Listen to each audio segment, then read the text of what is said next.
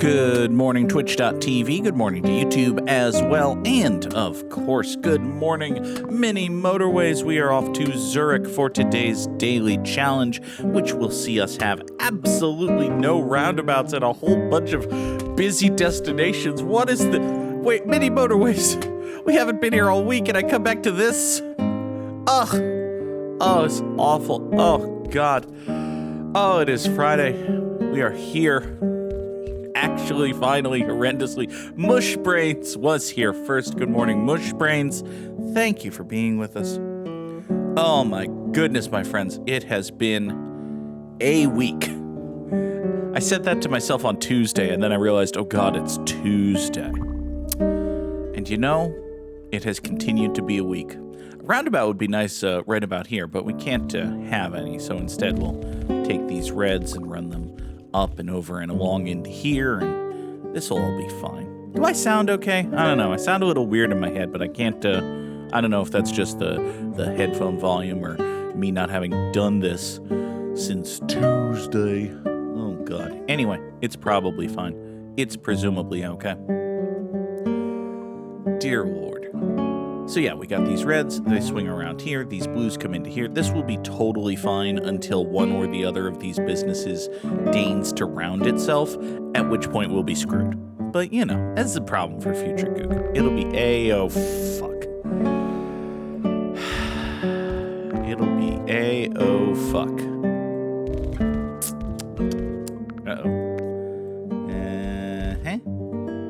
Yeah, we'll do that. That'll be okay. If we get another yellow up around here, I might do something a little more focusated, we'll say, with these yellows swinging around like so. But for right now, I think this is basically fine. Okay. Ow. Ow. Itchy scratchy. So on Monday, I want to tell you a quick story about work. Because everybody loves work stories, right? Particularly when the work stories involve staggering incompetence on the part of people who aren't you. So on Monday, I'm going to a deposition at an insurance company in Connecticut. And we get to their offices, and they have two buildings. They have a low, long stone building, and then a big, tall glass office tower type building, right? And we happen to park near the stone building, so we go near the stone building, and they're like, that door's locked. We can't get in.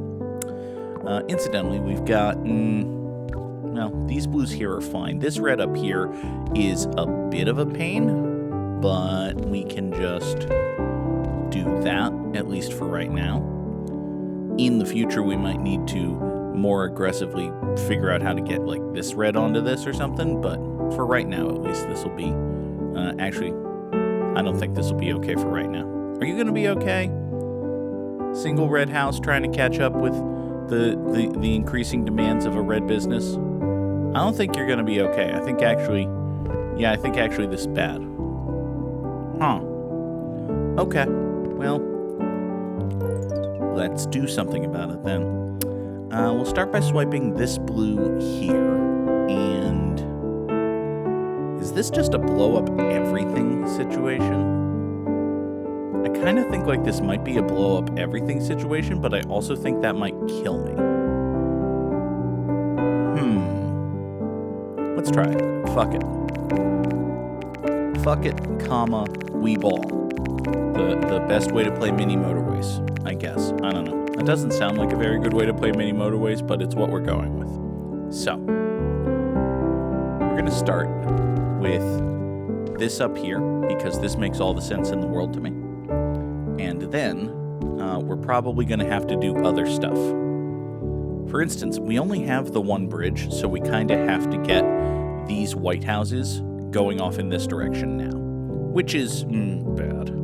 Like, that part alone makes this real bad. For, you see, we can run... Dear sweet mother of God. Actually, you know what? Let's grab these reds and send them on an upward trajectory. So if we do that, and we do this, and we get these blues in here, then... oh, God. Everything's doomed, actually. Like, these two businesses are okay. And we can run yellows like this, and we can restructure these reds such that they sneak along here, which frees up these blues to snoop down here, swoopily, and, hold on, we're still working on it. It's getting there. These two reds can come down here, so this business is fine, and now every business is at least attended to, with the mild exception of this white place over here, which is still bad. It is still bad that that's wholly and completely ignored by stuff, but now we have a motorway, and oh my god, this is gonna be fine. I have no idea how this is gonna wind up being okay, but wind up okay it shall, at least for now. It's gonna fall apart again at some point in the not-too-distant future, but, you know, it's a problem for not-too-distant future, Goog. Alright, everybody go. These reds come along here. So we get to the long stone building, and it's locked. And I call them, and they're like, you want to go to the office tower? So we go to the office tower, and it's open, and there are people in it, and they greet us and welcome us, and have no idea that we're coming.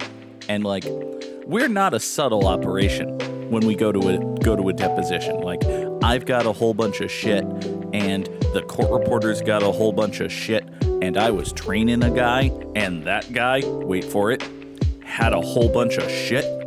Like, we don't, we roll deep, as the kids say. So it's a whole thing. It's a big to-do when we go to a deposition. And to do it, we shall. Like, we show up with everything we need, which is 3 fellas in suits and a whole bunch of gear. And fucking nobody there has any idea that we were coming, or where we were supposed to be, or who we were supposed to meet. And of course, like, we don't work for this insurance company. This is just where the deposition is. And we weren't hired by this insurance company. We were hired by their lawyers who they don't know for some reason. Which is weird and strange and bad, but, you know, let's not think about it too hard. These greens come along here. We'll swoop them in down that-a-way. Motorway number 1 shall be repurposed in this manner. We're going to grab one end of it, toss it here. Another end of it, toss it there. And those 2 blue houses shall serve this blue business unless it just dies. It's entirely possible that it just dies in the time it takes for this white motorway here. Yeah, see, what's got to happen here is this white car's got to come in here, and it's got to grab this pip, and it's got to turn around, and it's got to swing out of the thing, and it's got to go all the way back over to here, and finally, once it does, the motorway will restructure itself, and now we're sending 4 cars down here, which is all fine and good or whatever, but these 4 cars now have to get into the parking lot, and they have to rescue the blue business, and actually, well, you see what happened was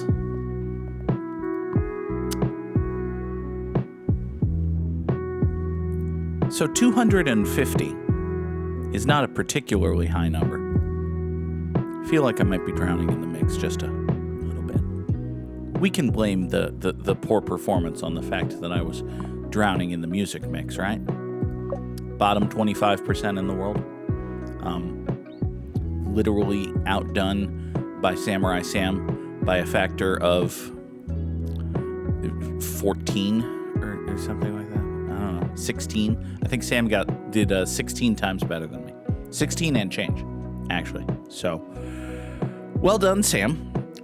Drop those Samurai Slams in the chat if you've got them, I suppose. So we're in this office tower, and a very pleasant gentleman, it must be said, a kind, sweet, good-hearted fellow, I'm sure, who is also just the most fucking incompetent security professional I've ever interacted with in my life, including my fellow coworkers when I was an incompetent security professional. Yes, Mushbrains, this is indeed fine. This is totally fine. It's absolutely 100% fine. I don't know why you would suggest that it wasn't. So we arrived to buildings an hour before the deposition because we need time to set up. We were a little bit early, so we got to like this office tower an hour and 10 minutes before we were supposed to be on the record. An hour and 30 minutes later, after dealing with 4 different security guards and having 2 different people tell me that the court reporter was being an asshole because, well, the court reporter was being a bit of an asshole on this day. We finally got a call saying, "Where the fuck are you? You're supposed to be in the Stone Building." You know, the place we first arrived to an hour and 10 minutes early, and we're told don't go there. People are waiting for you. So that was fun. That was great. That was how I spent my Monday. And then the rest of the week has basically been a series of dickhead deponents and witness no-shows. So that's nice. That's fun. I'm becoming intimately familiar with Latham, New York. And if anyone here has spent time in or around Latham, New York, I think you know exactly, well, you know everything there is to know about Latham, New York. I'm sure it's a lovely place to live. It's a dog shit place to visit. I have visited Latham, New York twice this week, and today, later this afternoon, I shall return once more to Latham, New York. Sigh. Another thing you may have noticed, if you, like me, are a regular player of the Wordle, is that Wordle has completely fucking lost the plot. Like, one of the Wordle words this week was assay. Like, a scientific assay. That sort of word. I would suggest ever so gently to our friends at the New York Times that if you are busting out the word assay for your Wordle, it might be time to refresh that old word list. I think maybe things could be a little bit simpler for folk. I think perhaps you could get away with just, plank. Plank could have been the Wordle. I'm sure it has been the Wordle. Maybe give that list a refresh. Maybe the good folks of existence could use like a mango. Mango could be the word. It's not, but we got some green going in here. It could be banjo. Could absolutely be banjo. In fact, it is banjo. It's a perfectly cromulent word. Good job, Wordle. I have no qualms with the Wordle being banjo. Would probably have qualms with the Wordle being qualm, but we'll get there. Anything with an X in it is just no bueno. All right, so let us guess where and when we are. We are on a movie set, obviously. I think this is Christopher Nolan. That sounds right. This looks like what I think of when I think of Christopher Nolan. So we got Christopher Nolan. Good morning, Clancy the Crow. Hello. So we got Christopher Nolan here, and he is shooting a movie in what appears to be China or perhaps Hong Kong. Well, Clancy, it's 7:13, and we've already done the Mini Motorways Daily Challenge and the Wordle, so that should tell you how many Motorways went. But now we're trying to figure out where and when Christopher Nolan was when he was shooting this movie with some other guy. It's fine. My first thought, once I realized that this was Christopher Nolan, was that they might be shooting The Dark Knight, which would make this like 2007, I think. But I don't know about that. What else would Christopher Nolan have been shooting in presumably Hong Kong, though? See, I don't know enough about movies. Clancy could run Christopher Nolan over with her car and would have no idea who that was. Yeah, that's you could make a lineup of movie directors, and unless one of them is like doing horrible tics and saying racial slurs and being defended by Samuel L. Jackson. And another one of them is groping children and being protected by literally the entire industry. And yet a third of them is also groping children and being protected by the entire industry, but this time in France. If the fourth was Christopher Nolan, then Clancy might have a chance of identifying Christopher Nolan. Other than that, I think there would be problems. Did the world need more pot shots at Roman Polanski and Woody Allen? No, but also yes. Anyway, I give up. This is, we're actually shooting The Dark Knight, which, to my recollection, came out in 2008, thereby making this a picture that was taken in 2007. In Hong Kong, somewhere. No, Quentin Tarantino was the first one. He was the guy with the racial slurs and the Samuel L. Jackson. You know, the good one. Quentin Tarantino is a good movie director who makes mostly good movies, most of which I've seen. Here's the thing. Every Quentin Tarantino movie I've seen, either in whole or in part on YouTube Shorts, is excellent. Like, I love Pulp Fiction. Pulp Fiction is an excellent movie, and the parts of Django Unchained that I've seen on YouTube Shorts are very good. Like, I quite enjoy the parts of Django Unchained that have made their way to YouTube Shorts. Oh God, where the hell are we in Hong Kong? Wonderful question. No fucking clue. We're gonna drop a pin right here. We're going to drop a pin right there. It is 2007, obviously. Clearly? It is, in fact, 2007 in Hong Kong. It was Christopher Nolan, and therefore he was shooting The Dark Knight. I'm the greatest time guesser in the history of time guessing. Clearly. All right. Our next image sees... so this is advertising Merix Kalapos. Interesting. Sounds Greek. Like the characters here don't necessarily look Greek, but just speaking it out, it sounds Greek. Enon 3 Ikaz W59. Okay. So this definitely not English. It's about all we can actually gain from that. Liaz Uzitokal? Okay. And this is Bluzak Zonuak. Is this like Polish? Could be Polish. It's probably not, but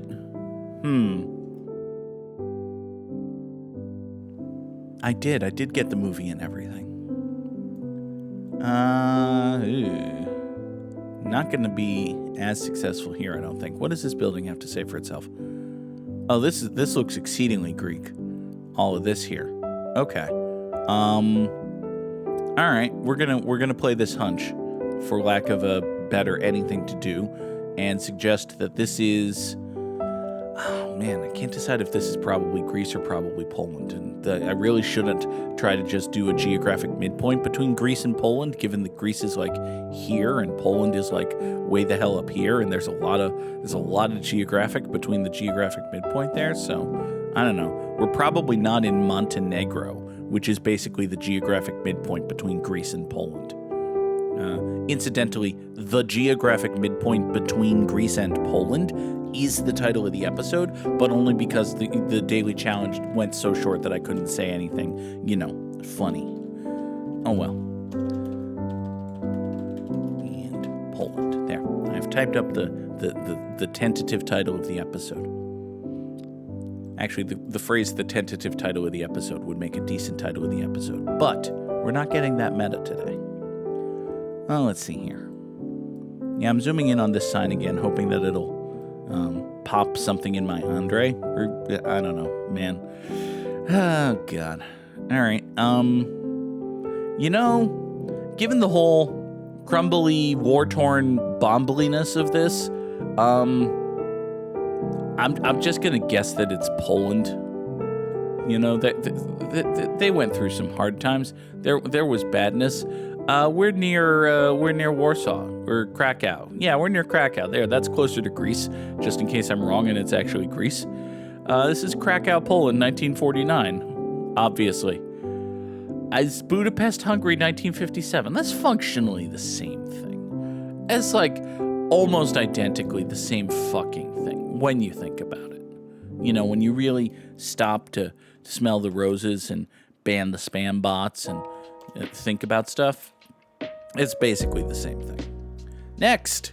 Hi there, dude who immediately makes me think of Joe Torre. That's not literally Joe Torre, is it? No, that is not literally Joe Torre. This, however, is a police officer with literally Yiddish on his chest. So, yeah, we're in Israel. All right. So, okay, there's like that's not Joe Torre, but there's like a 2% chance that is in fact New York Yankees manager Joe Torre. Which gives me an idea of a time frame. Listen, I don't have much to go on as to the when of this picture. Like, there aren't any phones, which this cop is not terribly pleased, but he's a cop. When are cops ever smiling and happy? Even when they're beating people, they're usually good about pretending to be scared or, you know, creating justifications for things. Anyway, my point is this video camera looks a little bit old, but still basically modern. These photo cameras here, same basic deal. Listen, there's like a 2% chance that this actually is Joe Torre of the era when he was the New York Yankees manager. So we're going to say that this is the Wailing Wall in Jerusalem in 2002. Is that going to be correct? Geographically, probably. Chronologically, not so much. But, you know, it'll be fine. It'll be fine. It'll be completely and totally fine. We just got to find a bunch of bricks with harpoons sticking out of them. You know, the Wailing Wall. So much trouble. I'm in so much fucking trouble.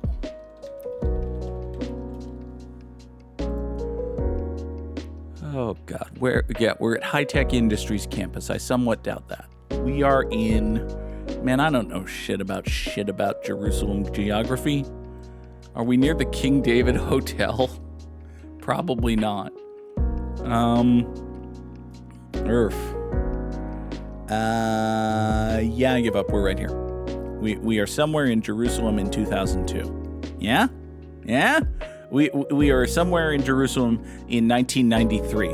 It turns out that King Juan Carlos, who was ruler of Spain 32 years ago, bears a minor passing resemblance to New York Yankees manager Joe Torre from about 23 years ago. Okay. Oh, Lord. Next. M.A. Bosma and Sons. They are importers and exporters. They have a P.O. box, and you can telephone them. They're on Water Street, which doesn't really help. But they do sell Negra film, which is great if you're looking for black photography.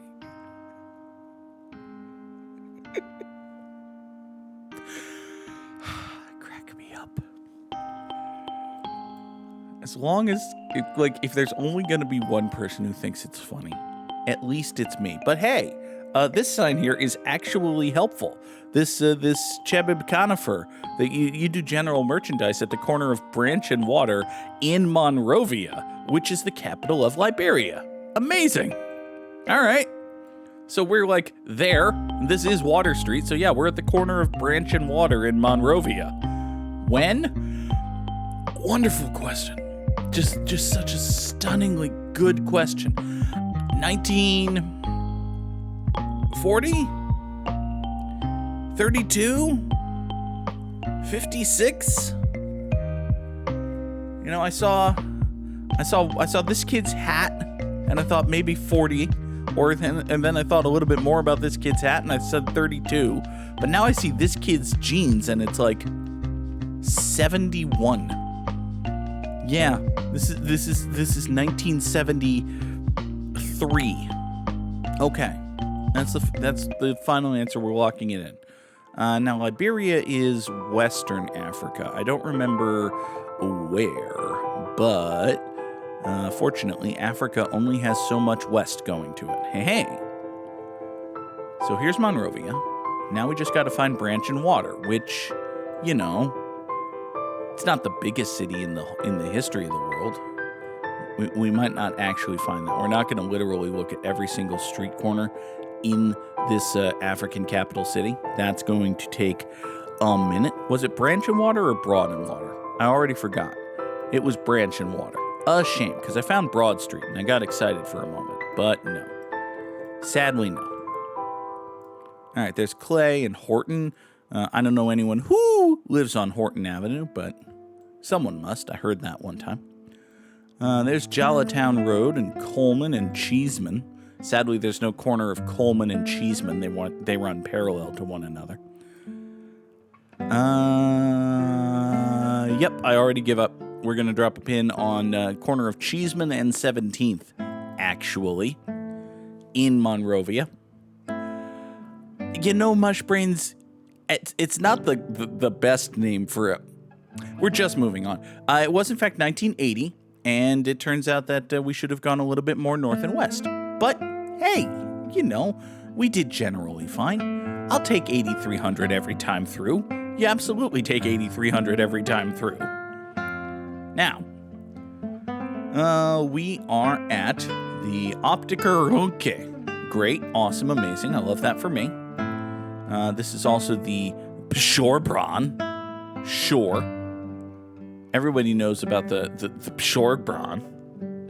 This feels, I don't know, Swiss? Feels maybe Swiss.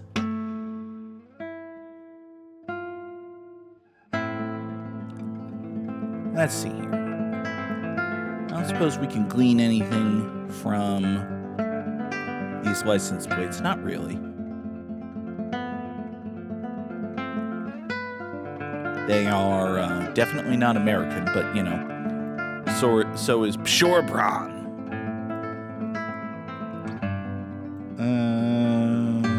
I mean, this could be German. It could be Liechtenstein. I don't think we've ever seen a time guesser image taken from Liechtenstein. Let's see here. Seidenval and Saro and I don't know, man. There's definitely things happening here. Okay. Yeah, we're just going to put a pin in Switzerland in 1938. Nothing bad ever happened in Switzerland in 1938, right? It's just a lovely evening in Zurich. Of course. Lovely evening in Zurich? It was a lovely evening in Berlin. Okay, listen, again, you take 84.35 every single time out because it winds up with you getting something like 40,683, which is a perfectly fine score in Time Guesser. Now, for today's Immaculate Grid, we need Yankees and Atlantans and dudes what had an ERA under 3 in a season, 30 saves in a season, 20 wins in a season, 200 strikeouts in a season. Okay then. Oh god, the Immaculate Grid. How'd the last round go? We did like 8,400 points. Again, I said that it was Switzerland in 1938 and it was like Berlin in 1935 or something. So we did fine. We did just fine. So the trade deadline was yesterday for Major League Baseball. And after a very boring lead up to it, like basically nothing happened in the 2 weeks leading up to the trade deadline, there were so many fucking trades. There were so many fucking trades in the 2 days immediately before, on the 30th and 31st. And oh boy, there were a lot of them. The Astros got Carlos Correa back from the Twins. The Twins basically decided, well, we're bad this year, and we want to sell the team. So let's make the team as cheap as possible in terms of like outgoing expenditures to labor and just trade everyone. So the Twins traded like everyone, like literally 40% of their Major League roster just gone. And yet they didn't trade Byron Buxton, which is a shame because Byron Buxton is very good, and I would have liked to have him on, say, the New York Mets. But the New York Mets went and got 3 very good relief pitchers, and Cedric Mullins, who's a perfectly cromulent center fielder who used to be better than that. But, I would have liked them to get Luis Robert, who's a perfectly cromulent center fielder who used to be better than that because he's younger and used to be better than Cedric Mullins and might still get better. But, he's right-handed and expensive and kind of a dick and plays for the White Sox, who are stupid, as opposed to the Orioles, who are smart but have bad priorities. I think that's about the size of it with the Orioles. Like, they know what they want, but the thing they want is to build a fringe contender for absolutely no money. And sometimes when you try to build a fringe contender for absolutely no money, you get a little bit lucky and build a real contender that should add at the trade deadline and doesn't, which is the Orioles of the past couple of seasons. And sometimes you don't get lucky and your guys don't pan out and you get a team that absolutely fucking sucks. Like the 2025 Baltimore Orioles. They absolutely fucking suck. But, they'll be a fringe contender for no money sooner rather than later. And for most teams, that's good enough because that means that their owner maximizes both revenue and team valuation because it's about making money for the people with the money. Anyway, a dude who struck out 200 dudes in a season for the Yankees is Garrett Cole. He's good. He's a solid pitcher. A dude who struck out 200 dudes in a season for the Atlantans is John Smoltz. Seems like a thing he would have done. He was solid, quite fine. A dude who struck out 200 dudes in a season and had an ERA under 3 in that very same season is Bang Pedro Martinez. A dude who won 20 games in a season for the New York Yankees is... I think Mussina did it in his final year. I know there was a push to get him to 20. I think he did it. I could play it a little bit safe and just say Whitey Ford. I think I'm just going to play it the tiniest skosh of a bit safe and say that it's Whitey Ford. Whitey Ford is a dude who won 20 games in a season for the Yankees. A dude who won 20 games in a season for the Atlanta Atlantans is Greg Maddux. He's quite good, or at least was.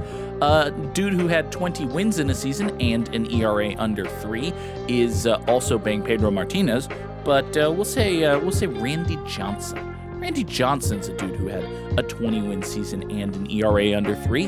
That is a fact. Now then, a dude who had a 30-save season for the New York Yankees and is a horrific monster person is Mariano Rivera.